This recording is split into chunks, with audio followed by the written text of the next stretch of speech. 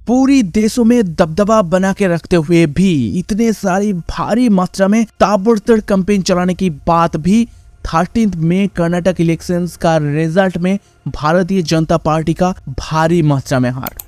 कांग्रेस एक और बार जीत का डंका बजाते हुए कर्नाटक को बीजेपी के जबड़े से निकाल लिया। कहते हैं कर्नाटक साउथ इंडिया का प्रवेश द्वार है। बीजेपी को साउथ इंडिया में अपना पकड़ बनाने के लिए कर्नाटक को जीतना बहुत ही ज्यादा जरूरी था। अगर 2018 की तरफ नजर रखे तो तब भी कर्नाटक में बीजेपी का परफॉर्मेंस ताक लगाने वाला नहीं था। सिर्फ 40 सीटों में जीत हासिल करने की बात 64 सीट कांग्रेस, जेडीएस और आदर्श पार्टी से अपनी तरफ जोड़ने की बाद बीजेपी ने 104 सीटों में जीत का दर्ज करके कर्नाटक में रूलिंग पार्टी का सत्ता में आया था। अगर 2023 का रिजल्ट की तरफ नजर रखे तो कांग्रेस पार्टी को मिला है 136 सीट्स, जहां पे बीजेपी को मिला है ओनली 65 और जेडीएस को मिला है 19। मगर इतने भारी मात्रा में कांग्रेस का जीत का असली राज क्या है? अगर देखा जाए तो कांग्रेस का जीत का पीछे बहुत सारी डायरेक्शनल पॉइंट उठ के आते हैं।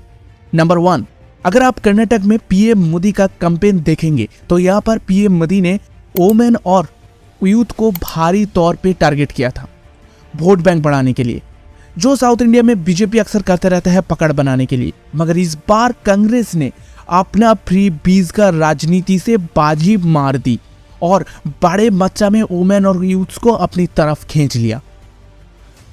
यहाँ पर इलेक्शन से पहले कांग्रेस ने वोमेन के लिए 5 सुविधाएं की गारंटी दिए थे। अगर पार्टी सत्ता में आए तो ये सारी सुविधाएं प्रोवाइड करेगा। नंबर 1, गृह ज्योति प्रॉमिस, केजरीवाल की मॉडल पर चलते हुए 200 यूनिट का बिजली फ्री। नंबर 2, गृह लक्ष्मी ऑफर, 2000 रुपीज हर महिलाओं की बैंक अकाउंट पर। नंबर 3, अन्नभाग्य ऑफर, यानी 10 केजी तक फूड ग्रेन फ्री, चाल दाल फ्री में आपकी घर में। नंबर 4, युवा निधि, अनएम्प्लॉयड ग्रेजुएट के लिए पर मंथ 3000 और अनएम्प्लॉयड डिप्लोमा होल्डर्स के लिए पर month 1500 rupees. Number 5, free travel महिलाओं के लिए, Karnataka state road transport corporation और Bengaluru state road transport corporation पर सारी बसेस में महिलाओं के लिए भाड़ा फ्री। मगर इसके अलावा नंबर 2 एक और बहुत ही अच्छे रीजन है जिसको मैं खुद तारीफ करने वाला हूँ। कांग्रेस के साथ बजरंग दल का कुछ कंट्रोवर्सी के लिए कांग्रेस गवर्नमेंट बजरंग दल के साथ पीएफआई को भी कर्नाटक में बैन करने का प्रॉमिस किया था।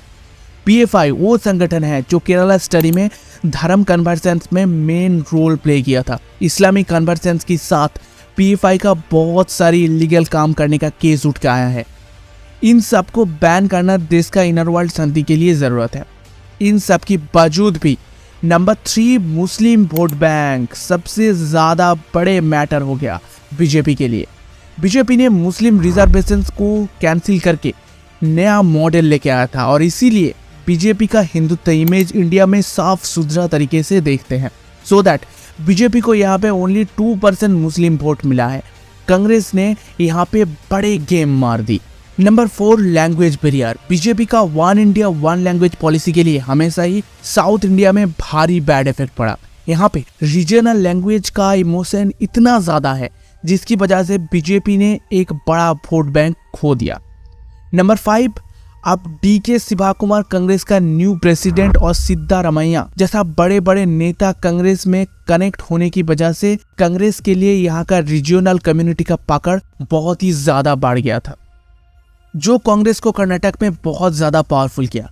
अब बात है भारतीय जनता पार्टी का ऐसे हार की वजह से बीजेपी का पॉलिटिकल मॉडल में क्या चेंज आएगा फ्यूचर में, और 2024 लोकसभा इलेक्शन में पीएम मोदी का वोट बैंक का क्या परिवर्तन आएगा। पहला पॉइंट, बीजेपी का फ्यूचर पॉलिटिकल मॉडल की बात करें तो इलेक्शन रिजल्ट देख के ये तो समझ आते ही है। साउथ इंडिया में वोट बैंक बढ़ाने के लिए बीजेपी को मोटी तौर पे मुस्लिम वोट बैंक और अर्बन पीपल को टारगेट करना पड़ेगा। और फ्री बीज का पॉलिटिक्स साउथ इंडिया में सुपर हिट चल रहा है, ये तो आप नकार नहीं सकते। इस बात चाणक्य जी ने तेलंगाना में जाके बोला ही है, अगर बीजेपी सत्ता में आए तो मुस्लिम रिजर्वेशन को कैंसिल कर दिया जाएगा। इसकी मतलब बीजेपी को यहाँ पे जीतने के लिए फ्री का रेवड़ी कल्चर के साथ मुस्लिम वोट बैंक पर भी सोच समझ के नजर रखना पड़ेगा। और दूसरा पॉइंट, क्या 2024 का लोकसभा चुनाव में कर्नाटक इलेक्शन बड़ी इफेक्ट करेगा?